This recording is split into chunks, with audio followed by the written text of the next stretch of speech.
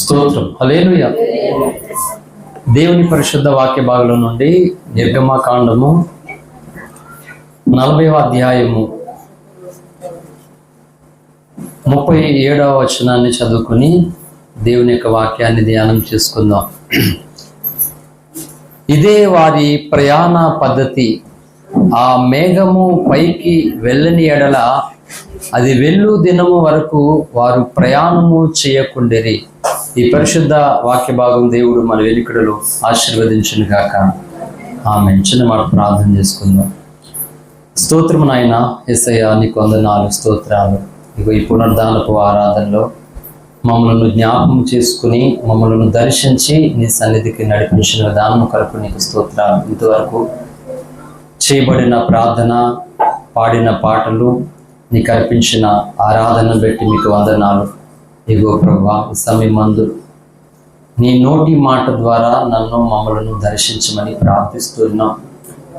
నీ మాటే మాకు ఆహారము, నీ మాటే మాకు జీవాహారము. ప్రభువా, మా యందు కనికరించి కృప చూపించి మా యందు నాయన దయించి వాక్యమైన యేసయ్యా మాకు ప్రత్యక్షమని ప్రార్థిస్తున్నాను.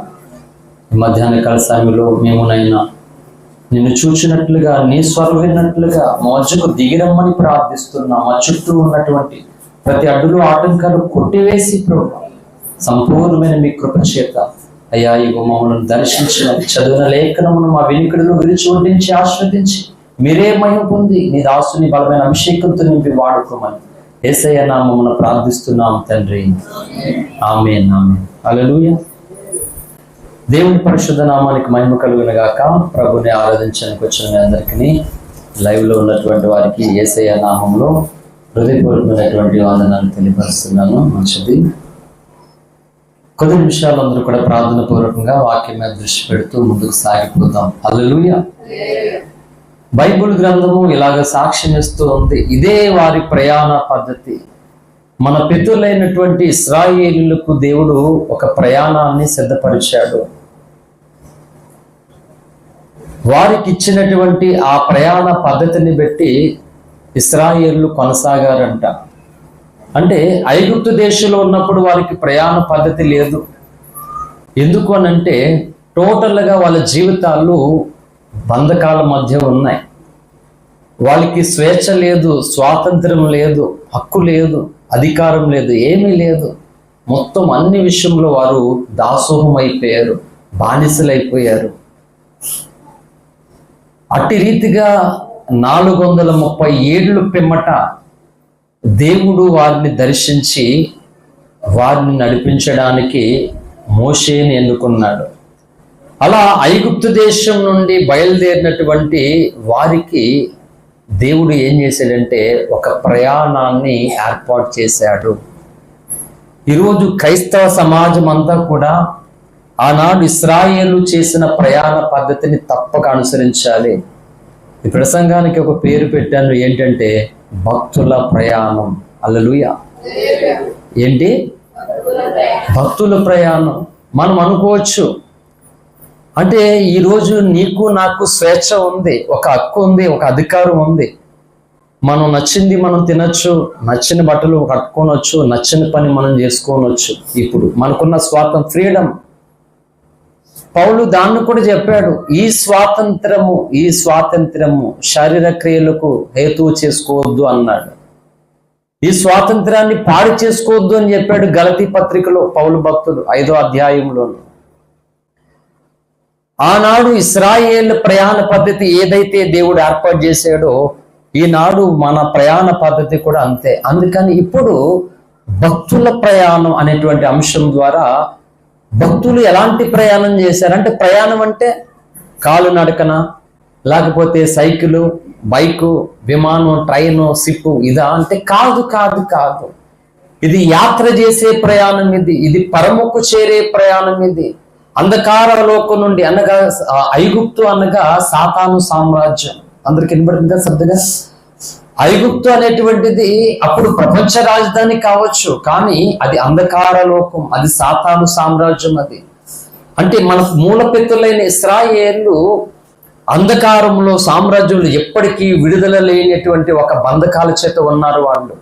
అక్కడ నుండి వారు దేవుడు ఏం చేశాడంటే పరముకు చేరడానికి, అంటే అక్కడ ఉన్న దేశం మరొకటి పాలు తేనెలు ప్రవహించు కనానులోనికి నడిపించేటువంటి ప్రయాణం అది ఏదైతే ఉందో ఇప్పుడు కూడా ఈ లోకం బైబిల్ చెప్పినట్లుగా ఏంటి ఇదంతా ఎవరిది అంటే ఇదిగో ఈ లోకాధికారి వచ్చుచూ ఉన్నాడు అని చెప్తే చాలా మంది ఇప్పుడు క్రైస్తవులు కూడా లోకాధికారి యేసు అనుకుంటున్నారు. తప్పు. అది లోకాధికారి యేసు కాదు, సాతానుడు లోకాధికారి. ఎందుకంటే ఆదాము అవ్వల ద్వారా ఈ లోకము అమ్మివేయబడింది, దేవుని అధికారాన్ని వాళ్ళు పోగొట్టారు మాట. అందుకని ఈ లోకమంతటి మీద సాతానుడు అధికారిగా ఉన్నాడు. మరి లోకం మీద సాతానుడు అధికారం అంటే మన భాష ఎవరు ఇప్పుడు చెప్పండి? పిల్లలు, సండే స్కూల్ పిల్లలు అందరూ ఎవరు ఇప్పుడు మన అధికారి ఎవరు? Who is the prime minister of India? ఎవరు భారతదేశానికి ప్రధానమంత్రి ఇప్పుడు? అంటే ఈ పార్టీ ఆ పార్టీ లేదు. ఇప్పుడు బాస్ అయిన భారతదేశానికి 140 కోట్ల మందికి బాసు మోడీ గారు, అవునా కదా? అలాగే భూమండలం అంతటి మీదను ప్రస్తుతం ఈ మానవ జాతి అంతటి మీదను అధికారము ఎవరు అంటే సాతానుడు మాట. వాడు మన బాసు ఇప్పుడు. అంటే సాతానుడు మన మీద అధికారిగా ఉన్నాడు.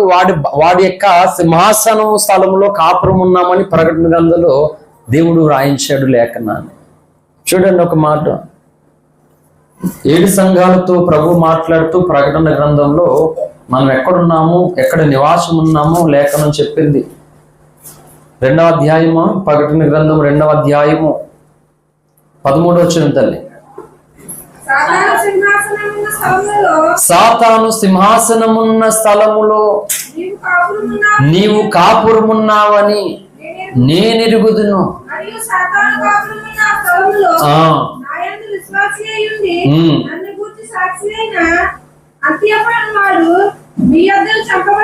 మీ మధ్యను చంపబడిన దినములలో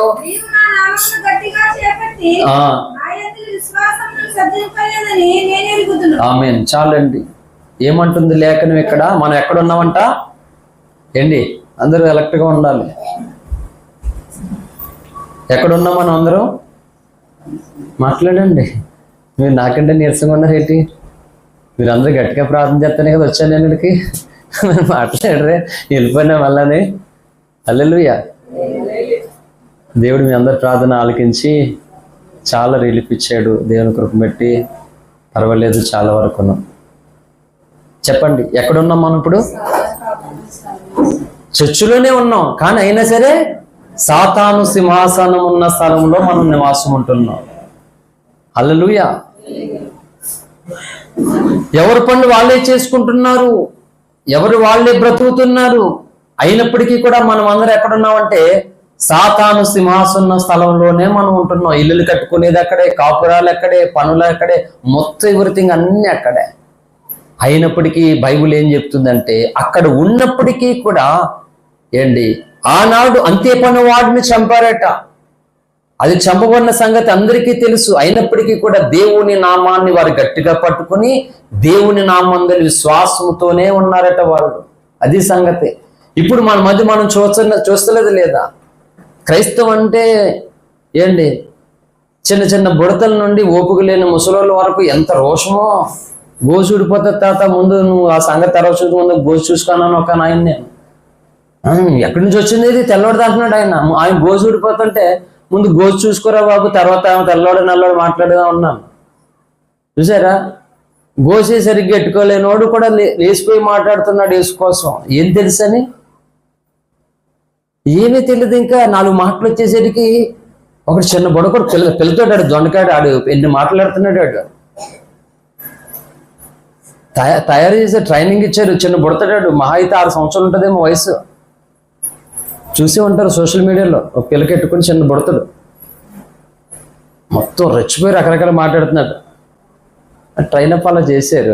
ఆడికేం తెలిసి బుడతాడికి, ఆడికి ఇంకా లోకంలో ఏమీ తెలియదు బుడతాడికి. ఆవు పేడ తింటామంటాడు, అది తాగుతామంటాడు. తాగరా, ఎవడు తాగుద్ది అన్నాడు. మా సైడ్ ఎక్కడ పెడితే అక్కడ వేసేస్తాను అన్న, తాగండి వచ్చి, ఎవడ తాగుద్ది అన్నాడు. ఎవరన్నా తాగుతుంటే మేమేమన్నా ఆటంకపరిచాం ఏంటి? మీరు తినాల్సింది తినండి, తాగాల్సింది తాగండి. I have no objection. Hallelujah. మేము ఎప్పుడు దానికి అసలు అడ్డుగా ఉండవు మేము.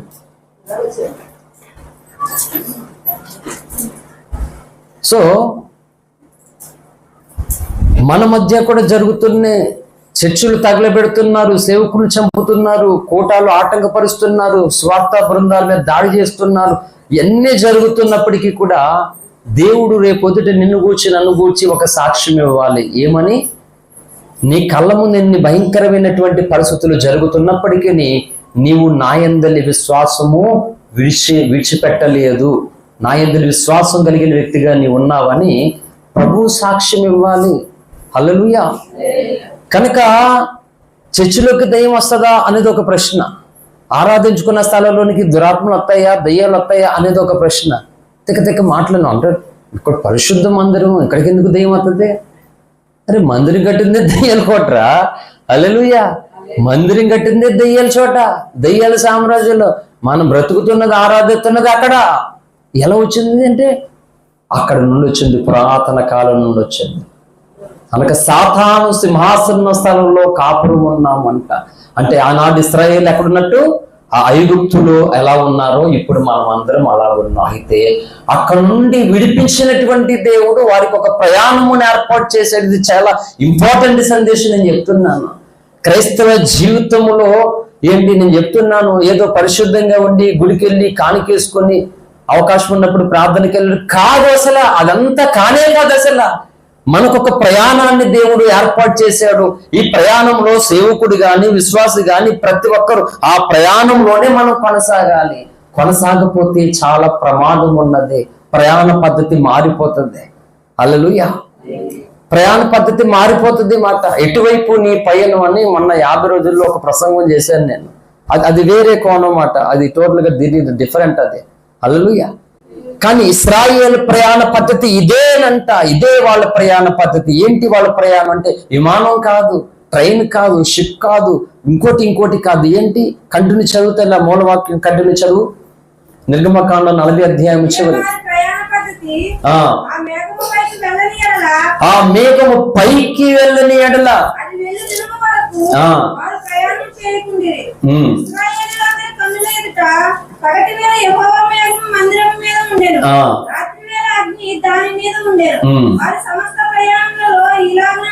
వారి సమస్త ప్రయాణాల్లోనూ ఇలాగే జరుగును. ఎలాగ జరుగునో పగటి వేళ యెహోవా మేఘం ఉన్నదట. ఆ మేఘం అంట ఎప్పుడైతే పైకి వస్తుందో చూడాలి. అందరు నా వైపు చూడాలి. ఎవరు వాక్యం నిద్రపోతూ వినకూడదు, కళ్ళు మూసుకుని వినకూడదు.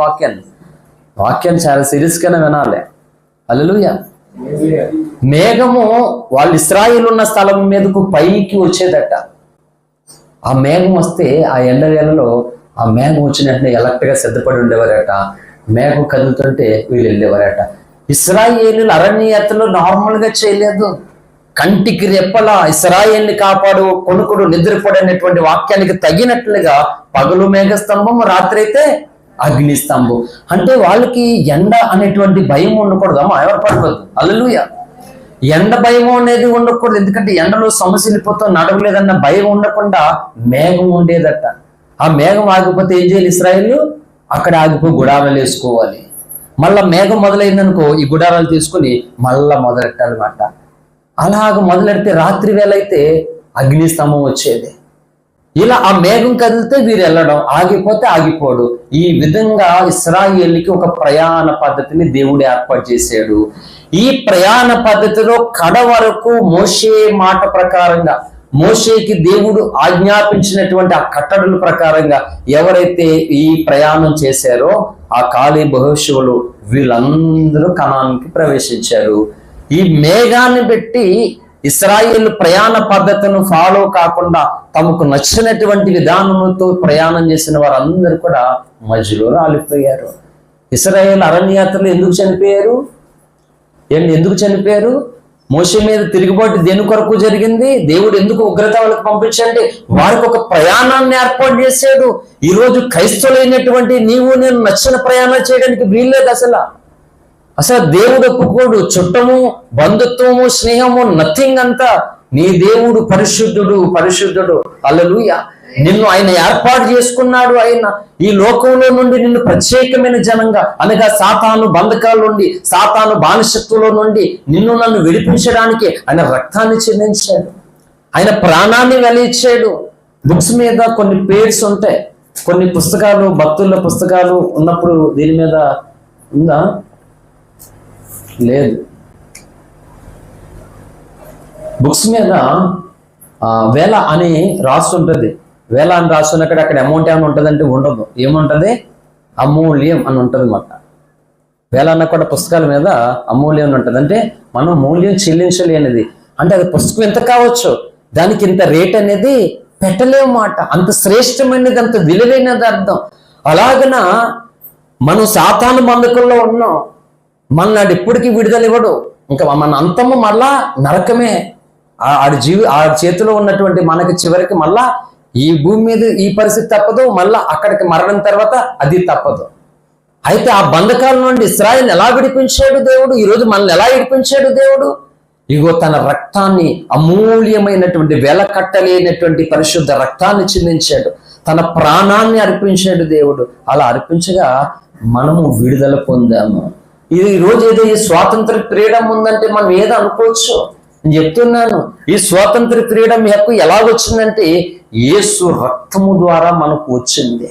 ఆ రక్తం నీలో నాలో దుర్వినియోగం అయిపోవడానికి అసలు వీలు లేదు అసలు. అందుకని మనం బాధ్యత కలిగినటువంటి వ్యక్తులుగా, బాధ్యత కలిగినటువంటి దేవుని పిల్లలుగా, బాధ్యత కలిగినటువంటి క్రైస్తవులుగా దేవుణ్ణి ప్రేమించాలి, దేవుణ్ణి ఆరాధించాలి, దేవుని దగ్గరకు రావాలి, దేవుని సన్నిధిలో మనం ఉండాలి. హల్లెలూయా. కనుక ప్రయాణ పద్ధతి ఇదే. భక్తుల ప్రయాణం అంటే ఏ విధంగా చేశారు భక్తులు? మేఘం అంట. ఆ మేఘము సాక్ష్యం ఏంటంటే పరిశుద్ధాత్మ. హల్లెలూయా. ఇప్పుడు పరిశుద్ధాత్మ మనకి సాక్ష్యము. పరిశుద్ధాత్మను బట్టి నువ్వు నడవాలి మాట. అందుకే దేవుడు అన్నాడు, పౌలు భక్తుడు చెప్పాడు రోమాలో, ఎందరైతే దేవుని ఆత్మ చేత నడిపింపబడుదురో వారందరూ దేవుని కుమారులు అనబడుదురు. ఎక్కడికి నడిపించబడాలి అంటే ఇగో సాతాను సింహాసనమున్న స్థలములో నుండి దేవుడు సింహాసనము వరకు మనం ప్రయాణం చేయడానికి దేవుని ఆత్మచేత మన ప్రయాణ పద్ధతి కొనసాగాలి భక్తులతో. అందుకే భక్తులు ఏ విధంగా ప్రయాణం చేశారు అంటే వాళ్ళ జీవిత యాత్ర ఏ విధంగా కొనసాగారో మన యాత్రలో ఉండాలండి. పౌలు అన్నాడు, ఆస్తి కలిగిన వారా, ఓకే, లేనివారా, అన్ని ఉన్నవారా, మొత్తం ఏమి లేనివారా, ఏదైనా సరే మీ విధానం మాత్రం ఆత్మానుసారంగానే ఉండాలని చెప్పాడు. హల్లెలూయా. ఇదే నా స్థిరత్వము, ఇదే నా జీవితం అనేది కాదంట. ఇదంతా అస్థిరత్వమే. ఏది ఉన్నా లేకపోయినా అది మనది కాదంతే. అలా ఉండమని చెప్పాడు. అందుకే ఇశ్రాయేలీయులు గుడారాలు వేసుకుని ఉప్పుకుని వెళ్ళిపోయారు. మళ్ళీ అలా ఈ శరీరం అనేటువంటి గుడారంలో ఉన్నది మన ఆత్మ. ఈరోజు దేవుణ్ణి అనుసరించి వెళ్ళకపోతే మనం పాడైపోతాం. చాలా విలువైనటువంటి సందేశమే. హల్లెలూయా. బైబిల్ గ్రంథంలో ఒక మాట దేవుడు రాయించాడు. చూడండి, ఆది కాండంలోనికి మనం వచ్చినట్లయితే, త్వరగా నేను ముగిస్తాను. ఆది కాండంలోనికి రండి అందరు కూడా.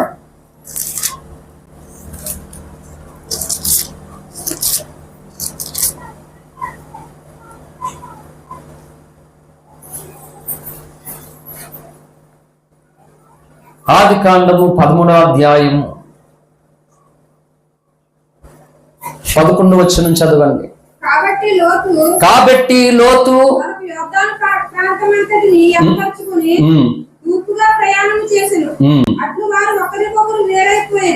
అబ్రాహాము కనానులో నివసించెను. లోతు ఆ మైదానమందున్న పట్టణ ప్రదేశములలో కాపురం నుండి సొదొమ దగ్గర తన గుడారము వేసుకునేను. చాలండి. అబ్రాహాము లోతు ఏమయ్యారంటే ఒకరికొకరు వేరైపోయారు. లోతు ప్రయాణం వేరైంది, అబ్రాహాం ప్రయాణం వేరైంది. ప్రారంభం ఏమైందంటే ఆదికాండం 13వ అధ్యాయం 1వ వచనం. అబ్రాహాము తనకు కలిగిన సమస్తమును తన భార్యను తనతో కూడా ఉన్న లోతుని వెంటబెట్టుకుని ఐగుప్తులో నుండి నెగెవునకు వెళ్ళాను. చాలండి. లోతును వెంట పెట్టుకుని అబ్రాహాం ఏం చేశాడు? ప్రయాణం కొనసాగించాడు. లోతు ప్రయాణం అబ్రాహాంతో కొనసాగింది. లోతును గురించి బైబిల్లో ఒక ప్రత్యేకమైన మాట చదివి మనం ముందుకు సాగుదాం. అపోస్తులైనటువంటి పేతురు గారు రాసినటువంటి 2వ పత్రిక, పేతురు గారు రాసినటువంటి 2వ పత్రిక 2వ అధ్యాయము 7వ వచనం. దుర్మార్గుల కామ వికారయుక్తమైన నడవడి చేత బహు బాధపడిన నీతిమంతునగు లోతును తప్పించెను. ఆ నీతిమంతుడు వారి మధ్యలో కాపురం ఉండి తాను చూచిన వాటిని బట్టి వినిన వాటిని బట్టి వారి అక్రమమైన క్రియల విషయంలో దినదినము నీతిగల తన మనసును నొప్పించుకొనుచూ వచ్చాను. హల్లెలూయా. ఏంటి? విన్న దానిని బట్టి అంట, చూచిన దాన్ని బట్టి అంట, ప్రతి దాన్ని బట్టి అబ్రాహాం లోతు ఏం చేశాడంట? దినదినము తన నీతి కలిగినటువంటి మనసును నొప్పింపజేసుకున్నాడట. ఈరోజు మనకి ఎన్నో మాటలు వినపడతాయి కదా, చాలా మాటలు వినపడతాయి. రేడియోలో, టీవీల్లో, సెల్ ఫోన్లో, లేకపోతే చుట్టూ ఉన్నటువంటి మనుషులలో బోల్డ్ రకాలైనటువంటి మాటలు వినబడుతున్నాయి. ఏంటి? ఆ మాటలు వినబడుతున్నప్పుడు నీ రియాక్షన్ ఏంటని దేవుడు అడుగుతాడు. ఏం చెప్తావు? పిల్లలు వింటున్నారా? ఇలాగా పిల్లలు అంటే ఇంక చిన్నపిల్లలు అనుకుంటారు, వాళ్ళు పెద్దోళ్ళు అయిపోయారు కదా. నాకు పిల్లలు మిమ్మల్ని పెద్దోళ్ళే, సారీ చిన్నపిల్లలు అనుకుంటున్నాను నేను. మనకి వినిపడినటువంటి మాటలను బట్టి నీ రిప్లై, నీ రియాక్షన్ ఎలా ఉందో దేవుడు అడుగుతాడు. ఏం చెప్తారు అప్పుడు? రూతు రిప్లై ఎలా ఉందంట? విన్న దాన్ని బట్టి, చూచిన దాన్ని బట్టి దినదనం తన మనసు నొచ్చుకుంటుందంట. అటువంటి కామ వికార దుర్మార్గులు మన మనసు మధ్య నివసిస్తున్నాడంటువంటి లోతు. నీతిమంతుడట. నీతిమంతుడు అంత పర్ఫెక్ట్గా అన్నీ ఉన్నాడు, కానీ లోతు జీవితంలో ఒక భయంకరమైనటువంటి పరిస్థితి దాటింది. ఎందుకు అని అంటే సిల్వది శీఘ్రమే చూడుమిక. లోకాశలు గల లోతు చూపులకు లోబడబోకు ఓ సోదరా.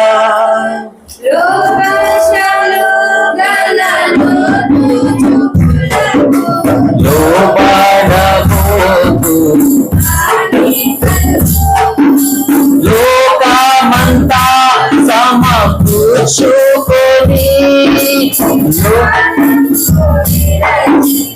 ఫలితమేమి? లోకమంతా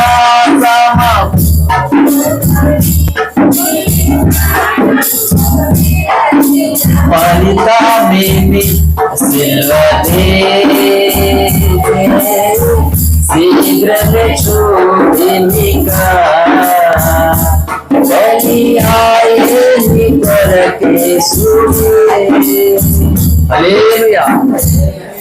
పాట ఏమన్నా అర్థమైందా?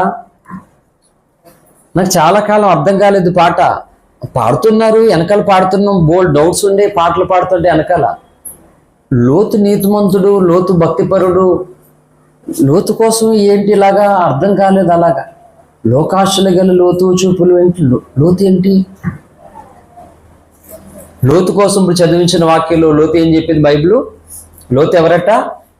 నీతిమంతుడట. అంతేకాదు, తను చూచిన దాన్ని బట్టి, విన్న దాన్ని బట్టి దినదినము కూడా తన మనసును నొప్పింపు చేసుకుంటూ ఉన్నాడు, యథార్థతను కాపాడుకుంటూ వస్తున్నాడు. హల్లెలూయా. కానీ ఇక్కడ పాట భక్తుడు కోట జక్కయ్య గారట ఏమి రాశారు? లోకాశలంట లోతులో అంట. లోకాశలు గల లోతు చూపులకు. అతడు చూసిన దాన్ని బట్టి, విన్న దాన్ని బట్టి మనసు గాయపడి నొచ్చుకుంటూ ఉంటే దైవజనుడు ఎలా రాశాడు చూడండి ఆయన కోసం. అందుకే నాకు డౌట్ వచ్చింది. ఆ డౌట్ వచ్చిన తర్వాత లోతు కోసం ఎక్కడెక్కడ ఉందో శుభ్రంగా ఎతికితే, ఆది కాండంలోనూ ఇక్కడ ఎతికితే అప్పుడు దొరికింది మాట. ఏంటి అంటే ఏంటి తెలుసా? ఇదే వారి ప్రయాణ పద్ధతి. అంటే అది మారిపోయింది లోతు జీవితంలో. ఏదో అనుకుంటున్నారు, నువ్వు నీతిమంతుడిగా నీతిమంతురాలుగున్నంత మాత్రమే సరిపోదు. ఏంటి, మనం ఏదో జాగ్రత్తగా నిష్ఠగా ఉన్నంత మాత్రం సరిపోదు.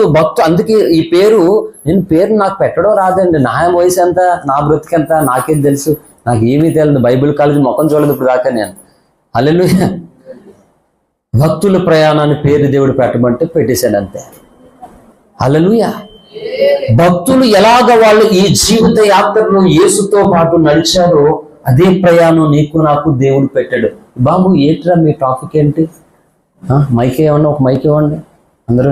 ఏనండి సీరియస్గా నేను చచ్చిపోయే బతికొచ్చాను నేను ఈరోజు, లేకపోతే కోర్టు ఎప్పుడో డేట్ ఫిక్స్ చేసుకుంది ఈ పాటికి, అంత ప్రాబ్లం అయిపోయింది కదా. నిజంగానే చావు దాకా వెళ్ళి బ్రతికొచ్చాను శుక్రవారం. ఇంకా మిమ్మల్ని కూడా చిన్నవసలన్న వచ్చేమందాం ఈ వారం బట్టికి అని అనుకున్నాను, ఆలోచించాను. చూద్దాంలే దేవుడే అన్నా ఒకవేళ చూద్దామని మొత్తం ఇచ్చాడు దేవుడు. కావాల్సినటువంటి ఓపుగా కృప ఇచ్చాడు. ఎందుకంటే ఏడ్చి ప్రార్థన చేశారు కదా మరి అందరూ కదా, ప్రార్థన వ్యర్థం కాదు. దేవుడు కార్యం చేశాడు, వచ్చాను. వినండి శ్రద్ధగా. తమ్ముడు కనబడిపోతే ఎదురుకొచ్చి ఇలాగొచ్చండి ఇక్కడికి. బాప్తిజం పొందారు ఇల్లు పొందలేదా? సిద్ధంగా ఉండండి అయితే మరి పొందడానికి. ప్రయాణం చేయాలి మనం. ఎక్కడ తీసుకుంటాం ఇష్టం, తాళరవ్వ లేకపోతే ఇక్కడ అడవులోనా? ఇక్కడ అడవి అయితే చక్కగా బోల్డ్ అని చూసుకొని మేము అక్కడ తీసుకుందాం అనుకుంటున్నారు. సిద్ధంగా ఉండండి. భక్తుల ప్రయాణం ఒకటి ఉన్నది. లోతు నీతిమంతుడే, లోతు పరిశుద్ధుడే, కానీ లోతు ప్రయాణ పద్ధతి మారిపోయిందండి. ఇప్పుడు రండి మళ్ళీ ఆదికాండం 13వ అధ్యాయంలోనికి రండి. ఆదికాండం 13వ అధ్యాయం ఇందాక చదివినటువంటి వాక్యం. కాబట్టి లోతు తనకు యోర్దాను ప్రాంతమంతటిని ఏర్పరచుకొని 11 చదువుతుంది. తూర్పుగా ప్రయాణం చేసెను. అట్లు వారు ఒకరికొకరు వేరైపోయిరి. ఆమేన్, హల్లెలూయా. అట్లు వారు ఒకరికొకరు వేరైపోయిరి. అదే లోతు యొక్క తప్పు. అప్పటి వరకు బాబాయ్ చిన్న నేను వచ్చేస్తాను నీతో అన్నాడు అబ్రాహం బయలుదేరినప్పుడు. సరే తండ్రి లేడు లోతుకి, తండ్రి గారు చనిపోయారు. అబ్రాహం అన్న కొడుకు లోతు ఇంకా తీసుకొని వచ్చేసాడు. లోతుకి ఆస్తి బాగానే ఉంది, తినికి ఆస్తి బాగానే ఉంది, బాగా వచ్చాడట. వచ్చినటువంటి తర్వాత ఏమైంది? ఆదికాండం 13వ అధ్యాయము 5వ వచనం నుండి చదువుతల్లి. అబ్రాహాముతో కూడా వెళ్ళిన లోతునకు గొర్రెలు, గొడ్లు, గుడారములు ఉండెను కనుక వారు కలిసి నివసించుటకు ఆ ప్రదేశం చాలా ఎక్కువైను. ఎందుకనగా వారి ఆస్తి వారు కలిసి నివసించలేనంత విస్తారమై ఉండెను. అప్పుడు అబ్రాహాము పశువుల కాపులకును లోతు పశువుల కాపులకును కలహం పుట్టెను. చూడండి ఏమైందంట? కలహం పుట్టిందంట. అబ్రాహాము పశువులు ఇద్దరికి కాదు, పనివారికి కలిగిందంట ఈ కలహము. పనివారికి కలిగినటువంటి కలహం వల్ల ఏమైంది? కంటిన్యూస్ అవుతుంది, చాలా ఇంపార్టెంట్. ఆ దేశంలో కాపురం ఉండేది. కాబట్టి అబ్రాహాము మనకు బంధువులము కనుక నాకును నీకును నా పశువుల కాపులకును నీ పశువుల కాపులకును కలహం ఉండకూడదు. ఈ దేశమంతయు నీ ఎదురునున్నది కదా, దయచేసి నన్ను విడిచి వేరుగా నుండుము. నీవు ఎడమ తట్టునకు వెళ్ళిన యెడల నేను కుడి తట్టుకును, నీవు కుడి తట్టునకు వెళ్ళిన యెడల నేను ఎడమ తట్టుకును వెళ్ళుదునని లోతుతో చెప్పాడు. ఆమేన్. చాలండి ఒక మాట. నేనేమో లోతు వేరైపోయాడని చెప్పాను, డైరెక్ట్ స్టేట్మెంట్ ఇందాకనే. ఇప్పుడు ఇదంతా చదివాను కదా. ఇప్పుడు ఎందుకు ఎవరు వేరుగా ఉండమన్నారు? ఎవరు ఉండమన్నారు? అబ్రాహాం ఉండమన్నాడు. కానీ శిక్ష వచ్చింది ఎవరికి? మరి ఇదేంటి? ఉండమన్నది అబ్రాహాము, నష్టపోతే ఆయనకి రావాలి. ఆ కీడేదో ఆ షాప్ మీద ఆయనకి రావాలి. లోతు ఏం చేసాడు? లోతు ఏమి నేను వెళ్ళిపోతాను, నాకు నీకు పడదు ఇంకా అనలేదు కదా. పోనీ అన్నాడంటే తర్వాత అలా అనలేదు కదా. మరి అలా అనలేదు. ఇలా నువ్వు నేను బంధులో మనకి ఇలాగ రావడం బాగోదు, ఇంకా పశువుల కాపలకు మళ్ళీ వచ్చింది కనుక నువ్వు ఇగో చూడంతా ఏ దిక్కు చూస్తావు, నువ్వు దక్షిణకి వెళ్తే నేను ఉత్తరంకి వెళ్ళిపోతా, నువ్వు అలాగెళ్తే నేను ఎలాగెళ్తానని అబ్రాహామే చాయిస్ ఇచ్చాడు. దీని అర్థం ఏంటి చెప్పిన? దేవుడు గాని దైవజనుడు గాని నీకు స్వేచ్ఛ ఇచ్చేస్తాడు. తిక్కలోడు కాదు సేవకుడు. కొంతమంది అంటారు మరి అంత వదిలిపడదండి. తెలివైన పాస్టర్లు ఉన్నారు కదండి, తెలివైన అనమాట. పిండేసేలాగా చెరికి రసం దగ్గర చూస్తామాట. చెరికి రసం నాకంటే బాగా సన్నగుంటది, అది అలాగే ఎడతాడు. అందులోను చూస్తాను అలాగా. మళ్ళీ తీస్తాడు, మళ్ళీ ఎడతాడు. అదన్నా పాడేసి గ్లాసులు వేసి ఇచ్చేస్తాడు, తాగేద్దామని చూస్తాను అక్కడ. అసలు ఒప్పుకుంటది కదా. ఆడు మళ్ళా దాన్ని అందులో ఎడతాడు. మళ్ళీ చూసేసరికి అది ఇప్పుడు పాడతావు నువ్వు, ఇంకెప్పుడు పాడతావు నువ్వు? ఆడు పాడాడు అలా చూడడం చేస్తుంది. ఆ చెరికరసం పిండేసినట్లుగా గొప్ప పాస్టర్లు, జ్ఞానం కలిగిన పాస్టర్లు, తెలివైన పాస్టర్లు, బలమైన పాస్టర్లు పిండి అతను చెరికరసం పిండేసినట్లుగా వీళ్ళు జ్ఞానవంతులే అండి. ఇక్కడ పిండి అంటే పర్లేదు, అక్కడ ఉంటుంది. రేపొద్దుట న్యాయ సింహాసనం ఉన్నది, తీర్పు ఉన్నది. ఏంటి? యేసు ప్రభువు వారు స్వేచ్ఛ ఇచ్చాడు తన శిష్యులకి, తన చుట్టూ ఉన్నటువంటి మనుషులకి ఫ్రీడమ్ ఇచ్చాడు. పౌలు భక్తుడు, అపోస్తులైనటువంటి పౌలు గారు ఆనాటి అపోస్తులు ఎదుట ఆనాడు ఆదిమ సంఘానికి ఒక స్వేచ్ఛ, స్వాతంత్ర, ఫ్రీడమ్ ఇచ్చాడు. ఈనాడు కూడా దైవజనుడు అపోస్తుల దంకి రంజితోఫ్రి గారు స్వేచ్ఛ, ఫ్రీడమ్ ఇచ్చాడు తన సంఘాలకి, తన పిల్లలకి కూడా. దేవుడిచ్చినటువంటి ఫ్రీడమ్ ఇదే. హల్లెలూయా. అబ్రాహము స్వేచ్ఛ ఇచ్చాడు లోతుకి స్వేచ్ఛ ఇచ్చాడు. లోతు ఏమనాలి ఇప్పుడు? తెలివైనోడైతే, జ్ఞానవంతుడైతే ఏమనాలి? చిన్న నాన్న లేనప్పటి నుంచి నువ్వే నాకు అన్నయ్యని, నేను నీతోటే మొదలు పెట్టాను. ఈ ఆస్తి వల్ల, ఈ పని వాళ్ళ వల్ల నీకు నాకు వివాదం వస్తుందా? ఏ దాని వల్ల నిన్ను వేరుపరచుకోవడానికి నాకు ఇష్టం లేదు బాబాయ్. నిన్ను దూరం చేసేది ఏది నాకు వద్దు బాబాయ్. అవసరమైతే అన్ని నేను వదులుకుంటాను, నువ్వు నాకు కావాలి. ఆ మాట ఎవరన్నారు? బైబిల్ గ్రంథంలో ఒకరు అన్నారు, ఒక స్త్రీ అన్నదే, నువ్వు ఎక్కడ మరణిస్తావో అక్కడే నేను మరణిస్తాను. ఒక అద్భుతమైనటువంటి వర్డ్ ఆఫ్ గాడ్. రండి రూతు గ్రంథం 2వ అధ్యాయంలోనికి రండి. ఒక అద్భుతమైనటువంటి మాట త్వరగా వచ్చేవాళ్ళు. నేను ఆ టాపిక్ చదివేసరికి మీరు వెంటనే వెళ్ళిపోవాలి అక్కడికి మాట, కాన్సెప్ట్లోకి వచ్చేయాలి మీరు. రూతు గ్రంథము 2వ అధ్యాయము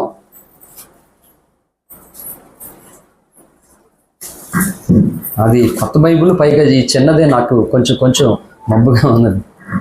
తీస్తే చదువు తల్లి. 16.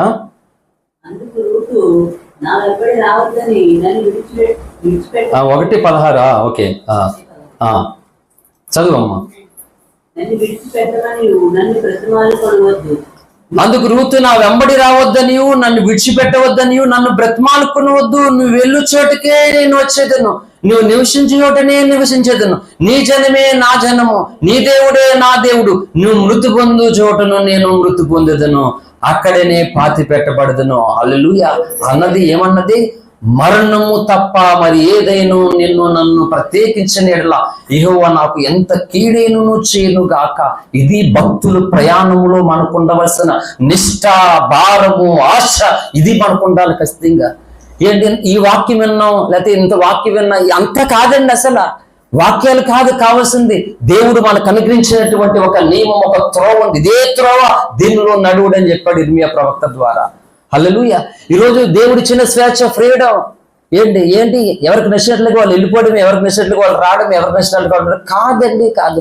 దేవుడు చూస్తున్నాడు. నువ్వు కూర్చున్నట్టు చూస్తున్నాడు, నువ్వు నిలబడుట చూస్తున్నాడు, నువ్వు మాట్లాడేట చూస్తున్నాడు, నువ్వు పండుకున్నట్టు చూస్తున్నాడు, నువ్వు పని చేయడం చూస్తున్నాడు, నువ్వేం చేస్తున్నావో సమస్తాన్ని దేవుడు చూస్తూనే ఉన్నాడు. మరి చూస్తూ ఉన్నప్పుడు చెప్పండి, ఇప్పుడు దేవుడు నీకు ఏది ఇవ్వాలి? స్కూల్లో టీచరు పిల్లలకి ప్రైజ్ ఇద్దాం అనుకుంటున్నాడు. ఎలా ఇస్తాడు? దేన్ని బట్టి ఇస్తాడు చెప్పండి? అమ్మ పిల్లలు మీరు కూడా చెప్పండి తల్లిలారా. రేపు మీరే యువరాణులు, హల్లెలూయా, మహారాణులు. చెప్పండి. ఇంకా మీరు అలా నీరసంగా ఉన్నారంటే నాకు గాలి తీసి ముడగా అయిపోతాను నేను. మళ్ళీ మొదటి అవతారంలోకి వచ్చేవాల్సి వస్తుంది.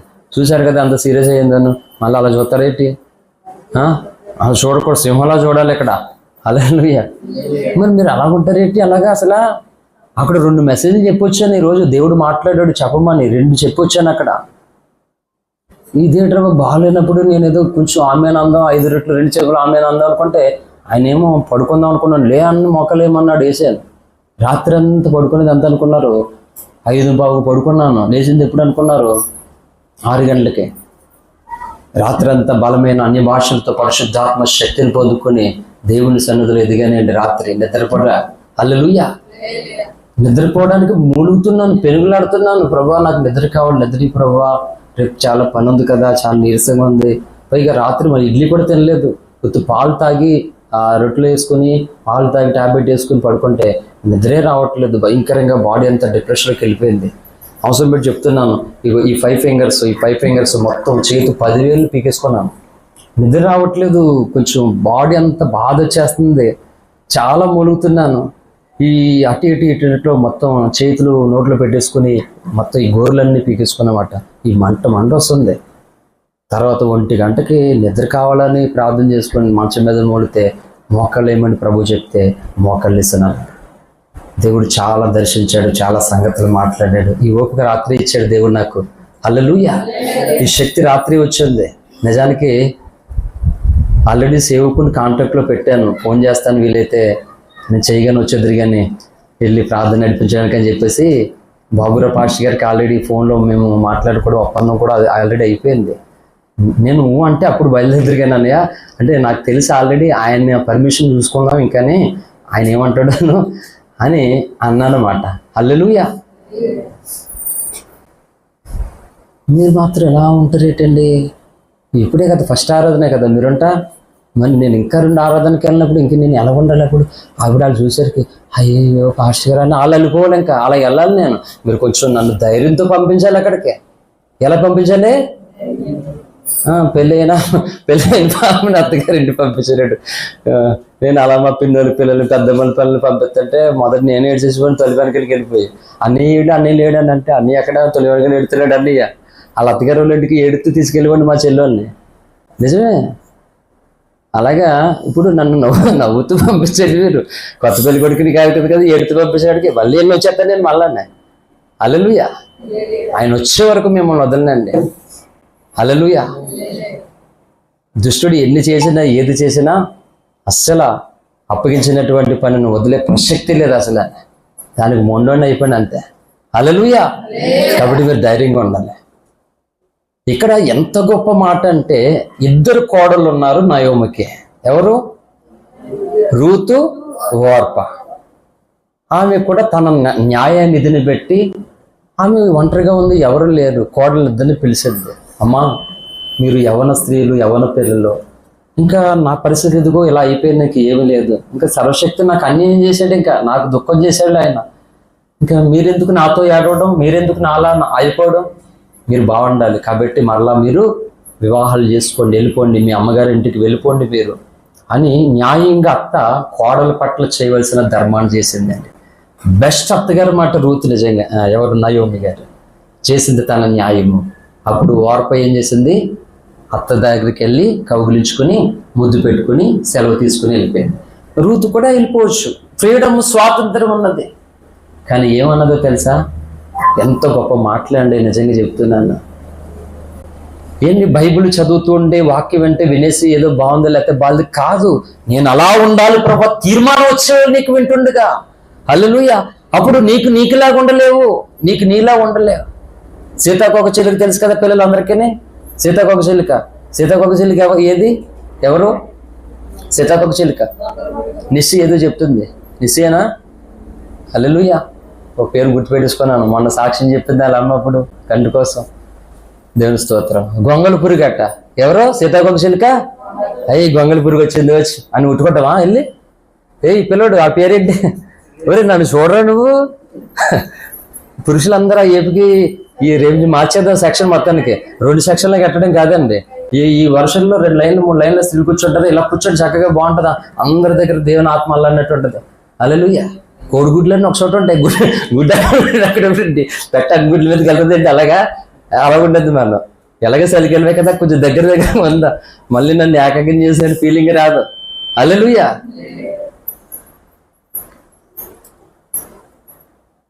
స్వాతంత్రం ఇచ్చింది, వెళ్ళిపోయింది.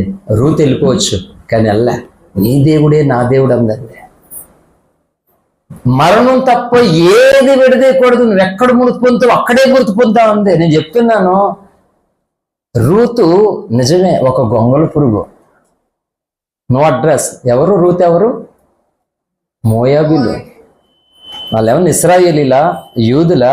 వీళ్ళకి సంబంధం లేని జాతి. ఆ జాతి గొంగళ పురుగుని ఎవరైనా ప్రేమిస్తారా, ముట్టుకుంటారా, పట్టుకుంటారా? కానీ రూతు ఈరోజు ఒక అందమైన సీతాకోక చిలుక. కారణం ఏంటంటే ఆమె ఇశ్రాయేలీయురాలైపోయిందంతే. హల్లెలూయా. ఈరోజు నీవు నేనంతే గొంగళ పురుగులాగా మన జీవితాలు ఈ భూమి మీద ఉన్నాయి. కానీ వింటున్నటువంటి దేవుని యొక్క వాక్యము ద్వారా నువ్వు ఒక సీతాకోక చిలుకగా మారిపోవడానికి సందేశాలు అంతే. అంతసేపు ఉండడానికి, ఎంతసేపు ఉండడానికి కాదు వాక్యాలు. నీ రూపం నా రూపం మార్చడానికి ఒక బండని శిల్పకారుడు తెచ్చుకుని ఏం చేస్తాడంటే అక్కడ పెట్టుకున్నాడు. ఆ శానం సుత్తి తీసుకుని వచ్చి ఆ ఊలెట్టుకుండి కొడుతుంటాడు మాట. దాన్ని నల్ల కొడుతుంటే ముక్కు వచ్చింది రోయ్ దేనికి? ఆ బండకే. మళ్ళీ కళ్ళు వస్తాయి. దానికి ఒక్కటి కొడుతుంటే చూసావా, అతని చేతిలో ఉన్న ఉలి శానం ఏం చేసే ఆ రాయికి ఒక రూపం ఇచ్చింది మాట. వచ్చిన వాళ్ళు అందరూ అక్కడ ఆగిపోయి ఎంత ఇది అందరమాట.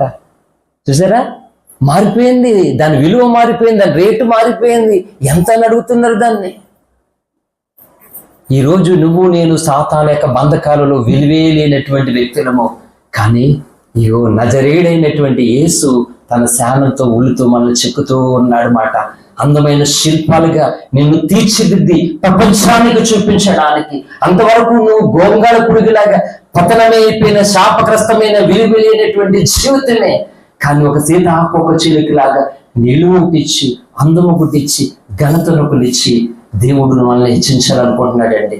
చెప్పండి, అలా మారదామా వద్దా? అలా వద్దు అంటే వాక్యాలు వినొద్దు, చర్చికి రావద్దు. ఎవరైనా సరే, లైవ్ లో ఉన్నవారు కానీ ఇక్కడ ఉన్నవారు కానీ. ఎందుకు టైం వేస్ట్ చేసుకోవడం? నీ టైం వేస్ట్ చేసుకోవడం. హల్లెలూయా. కనుక రూతు ఒకప్పుడు మోయాబీరాలు, అటువంటి స్థితి, అటువంటి జీవితం తనది. కానీ ఆమె ఈ నయోమిని బట్టి కోడలుగా మారింది. అక్కడి నుంచి వెళ్ళిపోయిన రూతు చరిత్ర రాయుడు దేవుడు.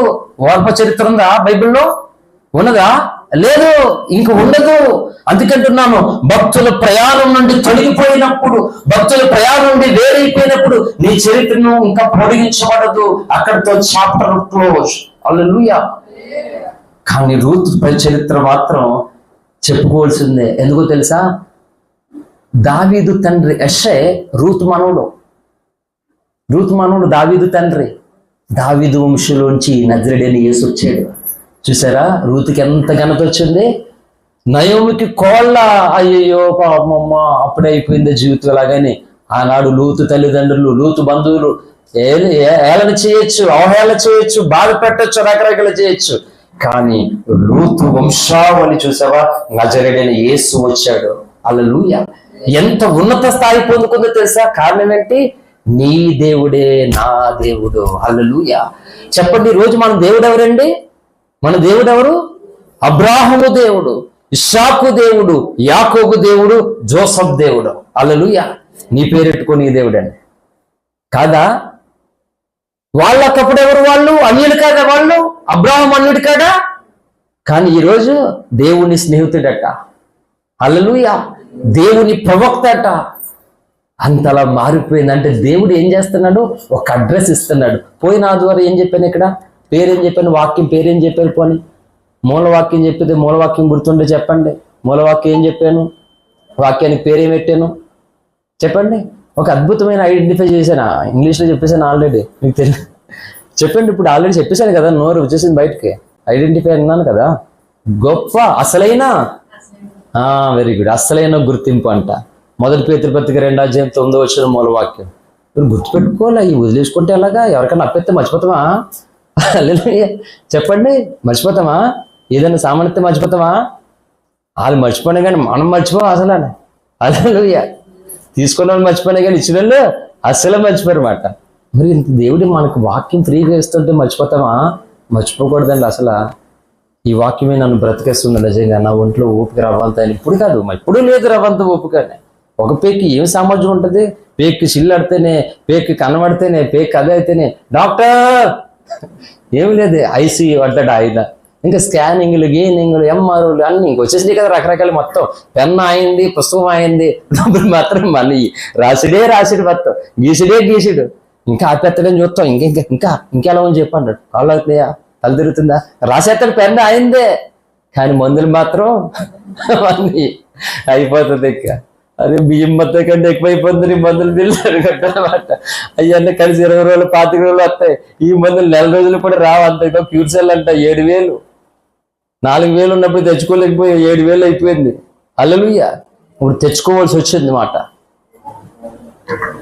చెప్పండి, దేవుడు మనకు ఒక అడ్రస్ ఇస్తున్నాడండి. తన వాక్యము ద్వారా, తన కృప ద్వారా ఒక అడ్రస్ ఇస్తున్నాడు దేవుడు. అడ్రస్ తీసుకోకపోతే ఎలా? అందుకే అసలైన గుర్తింపు అని చెప్పాను పోయిన వారం. ఇప్పుడు భక్తుల ప్రయాణం అంటే ఈ లోతు అబ్రాహాము కథలో నేనేం చెప్తున్నాను మీకంటే, నీతిమంతుడే, పరిశుద్ధుడే, జ్ఞాని, ధనవంతుడే, బలవంతుడే. కానీ అబ్రాహాము ఇద్దరు ఒకరికొకరు వేరైపోయారట. పేతురు లోతు అయ్యాడా అంటే లోతు అవ్వలేదు. ఏమన్నాడు అబ్రాహాము? నాయనా మన గొడవలద్దు, ఇంకా నువ్వు నచ్చిన ప్లేస్కి వెళ్ళిపో అని చెప్పాడు. అప్పుడు ఏమనాలి? లోతు ఏమనాలి? రూత్ లాగా అనాలి. అన్నాడా? చూసాడట, యోర్దాను ప్రదేశం అంతా చూసాడు, చాలా పచ్చగా ఉందంట. అందుకే ఆ మాట మీద భక్తుని పాట రాశాడు. లోక ఆశలు గల లోతు చూపుడుకు. అది అసలైన అర్థం అన్నమాట. హల్లెలూయా. నాకు పాటలు పాడడం రాదు, కానీ దేవుని మహాకృప పెట్టి భక్తులు పాడినటువంటి పాటలున్న ఆ అర్థాలలోన్న ఆ వివరణ, ఆ వర్ణన, అభిషేకాన్ని నా ప్రార్థన గదిలో పొందుకునే కృప అయితే దేవుడు నాకు ఇచ్చాడు. హల్లెలూయా. ఈ పాటలు పాడే వరం లేదని నేనేం బాధపడిన, అసలు పాడతాం కదా అప్పుడప్పుడు. హల్లెలూయా. సింగర్ పాడితే ఎవరన్నా తప్పులు పెట్టుకుంటారు, కానీ మనం పాడితే అన్ని తప్పులే కాబట్టి ఇంకెవరు తప్పులు అంటారు, అన్ని తప్పులే. బాలసుబ్రహ్మణ్యం చూడు, వాళ్ళు అంటే అమ్మ కాదు అంటాడు ఆయన. అది నేను పాడానంటే అలాగే ఎందుకంటాడు, ఎందుకంటే మొత్తానికి అన్ని రాంగ్ అంటాడు ముందే. అందుకని మనం ఎలా పాడేసుకున్నా పర్లేదు, ఎవరు తప్పులేడడానికి అవకాశం లేదు, మొత్తం అన్ని తప్పులే కాబట్టి ధైర్యంతో పాడుకోవచ్చు మనం అందరం. హల్లెలూయా. అన్న నువ్వు మాత్రం ఆనందంతో పాడుకో, పర్లేదు, నీకు ఆ కృప ఇచ్చాడు దేవుడు, మంచిదే. చూడండి, అబ్రాహామే ఉండమన్నాడు వేరుగా, కానీ బలయిందెవరు? సొదొమ గొమొర పట్టణాలు కాలక మునుపు యెహోవా తోటలాగా పచ్చగా కనబడ్డాయట. లోతు చూపులు అయ్యమాట. లోకాశ చూసినప్పుడు ఆశపడ్డాడు, ఇది బాగుంది నాకని. ఏది అనుకున్నాడు?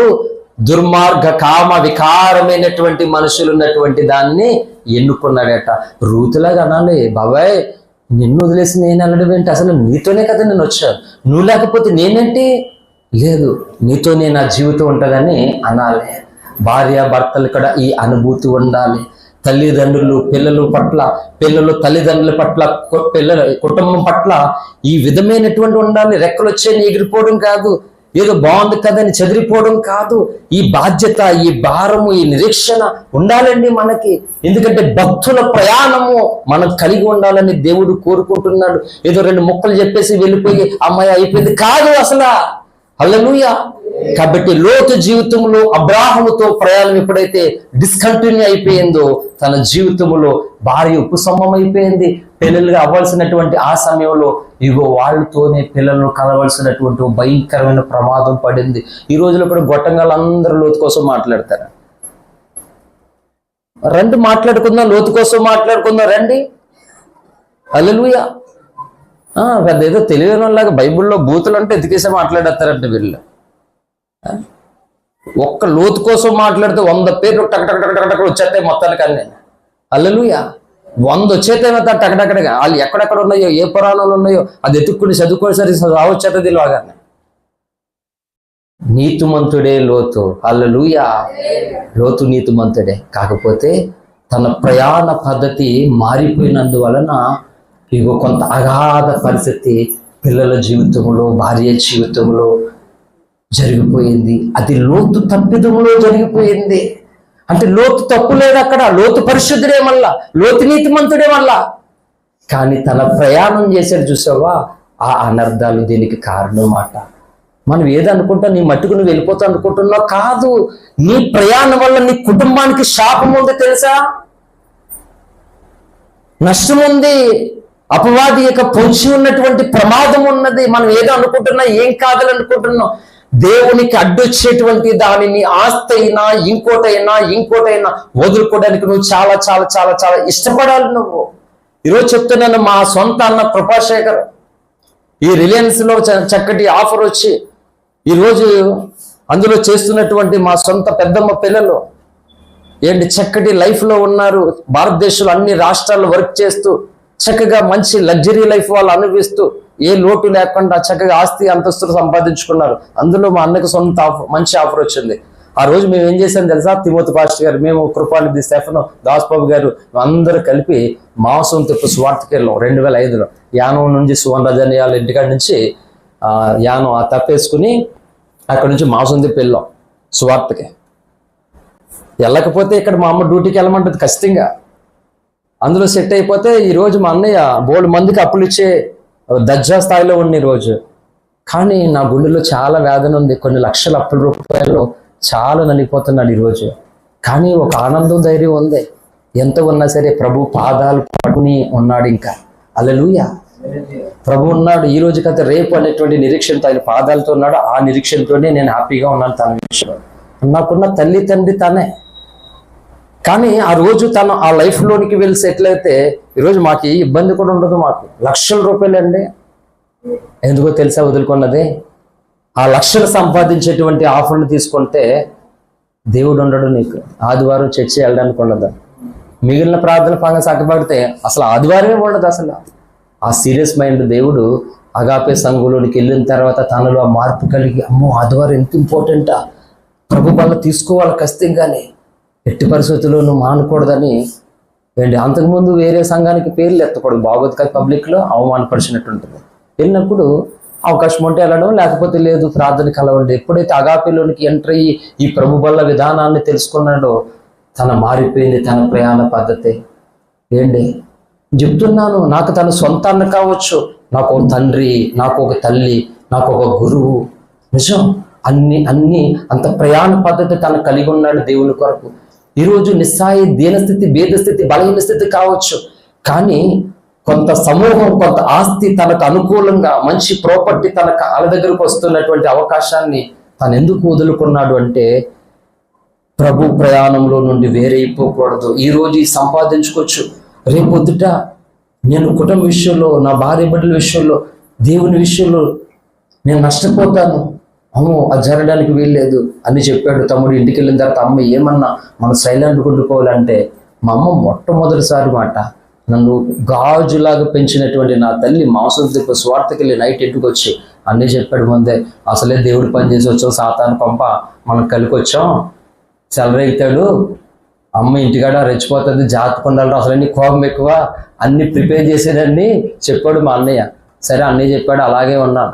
ఇంటికి వచ్చిన తర్వాత సయానికి వచ్చేసి స్నానం చేసేసుకొని భోజనం ఉంది చూసుకున్నాం, ఉంది పెట్టుకుని తినేస్తున్నాం. వచ్చి మా అమ్మ కాలుతో తనింది నా గుండెల మీద, ఇంకా అలా పడిపోయాను. ఒక్కటే గుండు పగిలేలాగా ఏడుపు మాట, ఒక్క దెబ్బ తిట్టకు తిన్నా తెలియదు నాకు పుట్టి. మొట్టమొదటిసారి సువార్తకి వెళ్ళి నాకు ఇచ్చిన బహుమానం ఏంటంటే కన్న తల్లి చేత కాలుతాను. చచ్చిపోవాలనిపించింది నాకు అప్పుడు అమ్మ అలా చేసినందుకు. కానీ అన్నయ్య ఆల్రెడీ ముందే చెప్పాడు, దేవుడు పని చేస్తే దుష్టుడు ఊరుకోడు, పైగా అమ్మని ఖచ్చితంగా రెచ్చగొడతాడు, కొంచెం జాగ్రత్తగా ఉండాలి, లేకపోతే అన్న పని చేసి వచ్చాం నష్టపోతాం అంతానే. ఇక్కడ ఏమన్నా మనం రివర్స్ అయిపోతే వద్దు, అసలు అన్నయ్య చెప్పాడు, అలాగే అన్నయ్య చెప్పాడు కదా, అలా ఉంచుకోను. అలాగనే చిన్నవలసలలో ముగ్గురు వచ్చి నన్ను కొట్టినా కానీ నేను అలాగే ఏడుస్తూనే ఉండిపోయాను. నేను కేసు పెట్టలేదు, ఏమీ పెట్టలే. నా యందు రవ్వంతైన తప్పు లేకపోయినా అప్పుడు ఆ వారంలో హైదరాబాద్ నుంచి రక్తం ఎక్కించుకొని వచ్చాను. పైగా ఆ శనివారం రోజు డిసెంబర్ 2వ తారీఖు మాట ఉపవాసంతో ఉన్నాను, ఉదయం నుంచి రాత్రి వరకు. భయంకరంగా కొట్టారు కోపంతో. సర్లే ఇంకా అలసిపెట్టడిగా జరిగిపోయింది, ఇంక ఏం చేస్తాం. అదే అలా అమ్మ కొట్టినప్పుడు తర్వాత వాళ్ళు కొట్టారు. చెప్తున్నాను, మా అన్నయ్య కోసం చెప్తున్నాను అనమాట, తన ప్రయాణ విధానాన్ని చెప్తున్నాను. లక్షల రూపాయలు అండి ఈరోజు చెప్తాను కదా. ఇక మా అన్నయ్యలు నా కాంటాక్ట్లో ఉన్నారు ఈ రోజుకి, వేరే రాష్ట్రాల్లో, బొంబాయిలో, ఒరిస్సాలో, ఢిల్లీలో అక్కడక్కడ చక్కగా హ్యాపీగా ఆ స్థానంలో అన్న ఉండునమాట. కానీ ఉంటాడు ఓకే, కానీ ఎలా ఉంటాడంటే దేవుని సన్నిధి, దేవుని కృప లేనటువంటి ఆనందం, ఆస్తి, అంతస్తులో ఉండాలన్నమాట. ఇదా? కాదు. ధనవంతుడు అన్నీ సంపాదించుకున్నాడండి. సీరియస్గా మనం ఉండాలి. అందుకే అంటున్నాను, ధనవంతుడికి అన్నీ ఉన్నాయి, ఎందుకు వెళ్ళండి నరకానికి? ధనం రక్షించిందా? ఏమి రక్షించింది తన్ని? మనం రక్షించేది ఏంటో దాన్ని మనం కట్టుకోవాలండి. హల్లెలూయా. రక్షించిన దాని కొరకే మన సమయం అంతా పెట్టేసి ఎప్పుడు మోకాలేసి ప్రార్థన చేస్తా? వయసు అంతా అయిపోయిన తర్వాత, ఒంట్లో ఉన్న ఓపికంతా లోకం కొరకు అయిపోయిన తర్వాత అప్పుడు యేసయ్య కొరకు చేస్తావా? ఏం చేస్తావు? దేవుడు ఆయుష్ ఇచ్చింది ఎందుకు? దేవుడు ఆరోగ్యం ఇచ్చింది ఎందుకు? ఇంకా దేవుడు మనం బ్రతికేలాగా చేసింది ఎందుకు అంటే నువ్వు ఇకనైనా నీ జీవితంలో ఆయన కొరకు ఏదైనా చేస్తావనే కదా. ఏండి, ఒంట్లో బాగపోతే హాస్పిటల్లో ఉంటావు, బాగుంటేనేమో బయట ఉంటావు, దేవుని దగ్గర ఎప్పుడు ఉంటావు? ఇది బాధ కదా. అంటే నా జీవితంలో నాకు ఇది ఒక మానని వేదన అయిపోయింది. అందుకే నా సమర్పణ ఉంటే దేవుని సన్నిధిలో ఉండాలి, లేకపోతే సమాధిలో ఉండాలి. హల్లెలూయా. అంతే తప్ప నేను దేవుని సన్నిధి లేకుండా నేను బ్రతకూడదనేటువంటి తీర్మానంతో ఉన్నాను. అలాగా 21 సంవత్సరాల్లో 8 సండేలు నేను దేవునికి దూరం అయ్యాను. ఏదో అవకాశం ఉంది వెళ్ళడం కాదండి, కాదు. నేను ఈరోజు బిజీ, నేను రాలేను, ఏ కార్యక్రమం లేదు. మా చుట్టాలు ఆదివారం నాకు ఫోన్ చేయడానికి ఏదైనా ఫంక్షన్ ఏదైనా ఉందంటే వాళ్ళు 100% భయపడతారు. వాళ్ళు ఆదివారం నాతో ఏమైనా మాట్లాడాలంటే సాయంత్రం చూద్దాం, సాయంత్రం ఫ్రీ అవుతాడు అప్పుడు మాట్లాడదాం, ఆదివారం ఏమన్నా ఫంక్షన్ ఉంది, ఆదివారం ఇది ఉంది. భయపడిపోతారు ఒక్కొక్కరు. 102 మాట మా బంధువులు ఎవరైనా సరే నాకు ఫోన్ చేయడానికి తెలియాలి నీకోసం ఖచ్చితంగా. ఏంటి గాలిలాగా వీసినప్పుడు ఇక్కడ వైట్లెస్ పేపర్ ఉందనుకో, గాలికి ఏమవుతుంది, ఎగిరిపోతుంది. అలాగా మన స్నేహితులతోటి మన బంధువులతోటి మనం అలాగా ఇలా పట్టుకుంటే జారిపోయేలా కనబడితే సాతానుడు లాగుతూనే ఉంటాడు. పేతురు ఎలాంటి వాడు అంట, రాయి. హల్లెలూయా.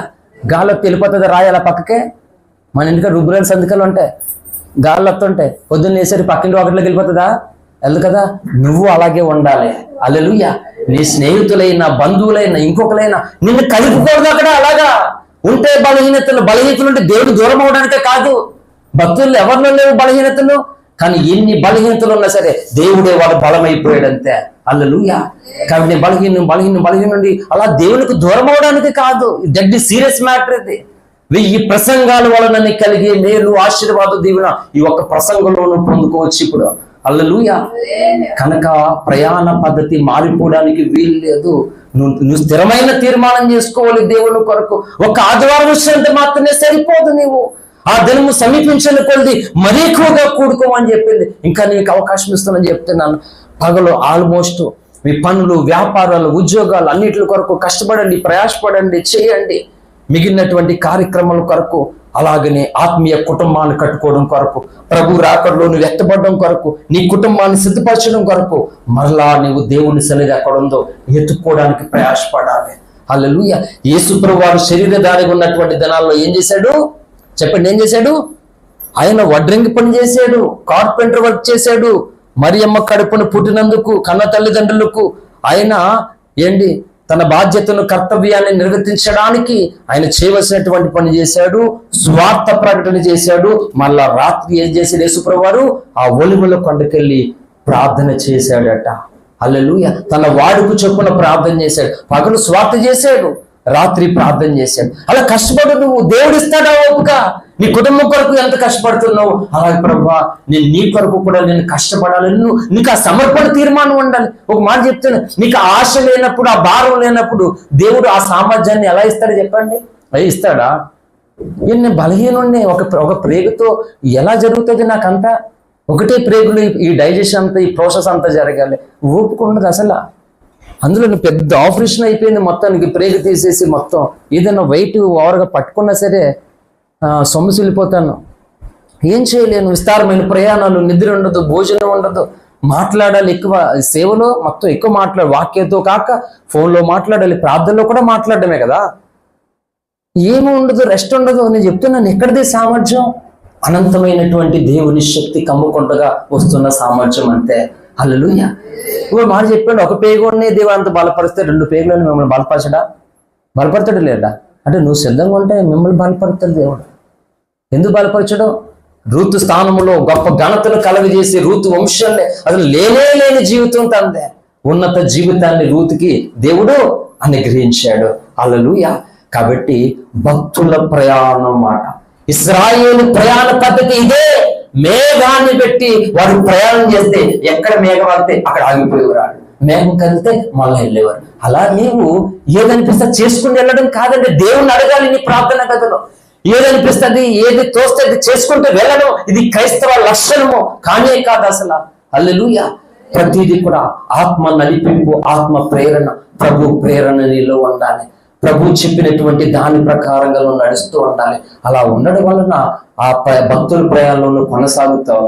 భక్తుల ప్రయాణం దర్శనే విశ్వసింహాసనానికి వారసురాలు. హల్లెలూయా.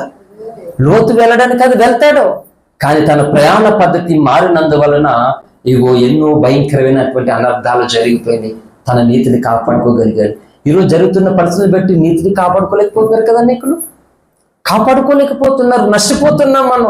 అందుకే 2 చేతులు జోడించి నా ప్రసంగాలు, నా సాక్ష్యం, నా జీవితం అంతా క్రైస్తవ సమాజానికి మేలు కలగాలని, క్రైస్తవ సంఘాలు బలము కావాలని, దేవుని పనిలో సాధనాలుగా తయారవ్వాలనేటువంటి ఆశతో బ్రతకడానికి ఇష్టపడుతున్నాను. లేకపోతే నేనెందుకు బ్రతకను? 3 మంది సేవకులు ఉన్నారు, నేను చేసేది ఏముంది? ఏమీ లేదు. కనీసం బలపరచాలి. ఒక్కొక్కరినే మోన్ ఉండడానికి వీలు లేదు. మోన్ ఉండే ముసలమ్మ మార్తమ్మ రాజమండ్రి దగ్గర పాటలు పాడి దేవుని స్తుతిస్తుంది. టీవీ ఛానల్ అన్ని వెళ్తున్నాం దగ్గరికి. 70 సంవత్సరాలు ఉపవాసాలు చేస్తూనే వచ్చిందంట. అయినా ఈ వయసులో దేవుని కొరకు వాడబడుతుంది. ఇంకా మనం ఉన్నామండి, యవనస్తులు తయారవ్వండి, దేవుని కొరకు పూనుకోనండి, వాడుకోవడానికి ఆయన సిద్ధమే. కానీ నువ్వు సిద్ధమా? హల్లెలూయా, నువ్వు సిద్ధమా చెప్పు. చిన్నపిల్లలను వాడుకున్నాడు పాల్ యాంగిషో గారు. ప్రపంచ చరిత్రలో అత్యధిక లక్షల జనాభాలు కలిగినటువంటి సంఘం దక్షిణ కొరియా, సౌత్ కొరియా. పాల్ యాంగిషో గారు ఎలా మారాడైనా? ఎలా మారాడు? 6 సంవత్సరాలు ఒక పాప, ఆయన రోగిగా హాస్పిటల్ పాలైతే ఒక్కరు కూడా చూడడానికి లేనటువంటి వారికి అనాథగా ఆయన వదిలిపట్టేస్తే ఈ పాప 6 సంవత్సరాల పాప హాస్పిటల్లో ఉన్న వ్యక్తి దగ్గరికి వెళ్ళి కొత్త నిబంధన బైబిల్ తీసుకొని అంకుల్ని చదవండి అంటున్నాను. హే ఎవరిని పో అంతే. అలా 3 సార్లు వెళ్తే 3 సార్లు అలా గర్తిట్టాడట. తను ఆలోచించుకున్నాడట, ఏమని?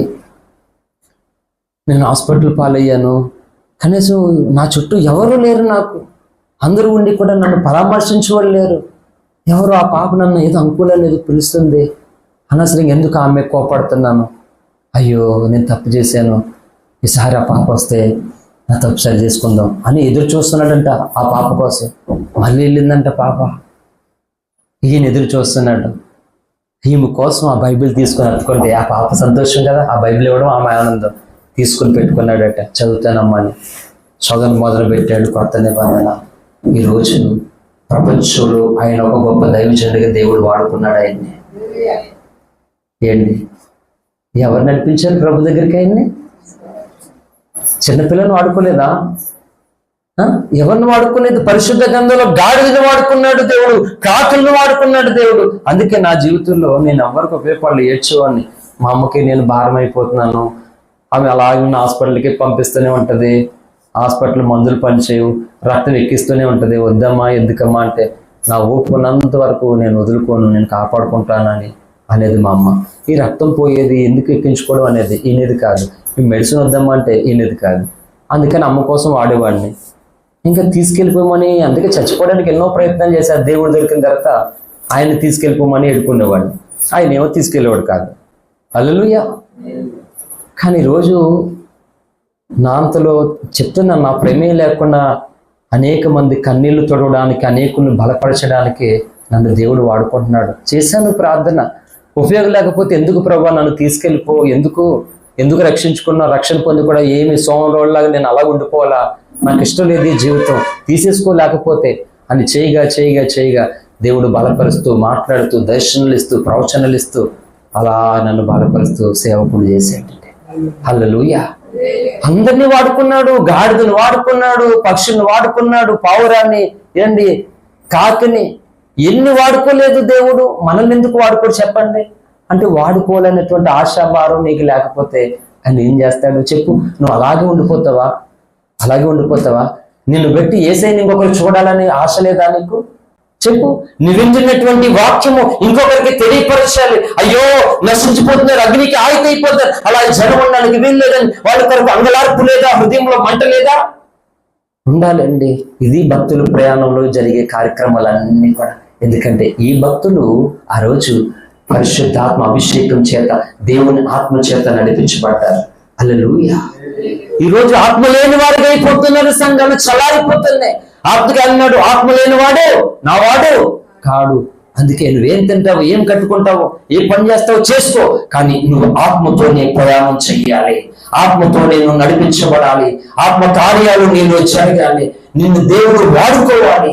అందుకు నువ్వేంటే ఇగో భక్తులు ఎలాగ తమ జీవితంలో ప్రయాణం కొనసాగించారో, వాళ్ళకి జీవితంలో కష్టాలు ఉన్నాయి, బాధలు ఉన్నాయి, చుట్టూ ఇబ్బందులు ఉన్నాయి, అవమానాలు అన్నీ ఉన్నాయి. అన్ని ఉన్నప్పటికీ ఇగో దేవుని వాక్కును బట్టి, దేవుని మాటను బట్టి, ఆయన కట్టడలను బట్టి వాళ్ళు ప్రయాణం కొనసాగితే దేవుడు దిగొచ్చాడు, వాళ్ళని వాడుకున్నాడు, నడిపించాడు, ఘనమైన కార్యాలు చేశాడు. హల్లెలూయా. ఈరోజు దేవుడు మన పట్ల అనుకున్నది ఒకటే, మనం అనుకున్నది ఒకటే. నేను చెప్తున్నాను, గుర్తుపెట్టుకోండి, మనం అనుకున్నవి అన్ని జరగడానికి ఈ జీవితం సరిపోదు. సరిపోతుందా? బోళ్ళు ఉంటాయి. ఒకటి అనుకుంటామా? ఫస్ట్ ఏమని ప్రార్థన చేస్తాం నార్మల్గా అంటే, పెళ్లి కావాలని ప్రార్థన చేస్తాం. పెళ్ళి అయిన తర్వాత పిల్లలు లేరు, ఇంకా పిల్లలు కావాలి ప్రార్థన చేస్తాం.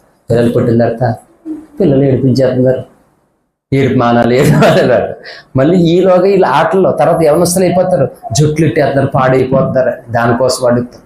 మళ్ళీ వాళ్ళకి మంచి ఉద్యోగం, ఈలో ఆగాడు పెద్దోడైపోతాడు, ఆడికి పెళ్ళం కావాలి, మళ్ళీ ఎంత పొడుగు జుట్టు, తెల్ల బొమ్మ, మళ్ళీ ఇన్ని కోరికలు. చూసావా ఎక్కడి నుంచి ఎన్ని అడుగుతున్నాము.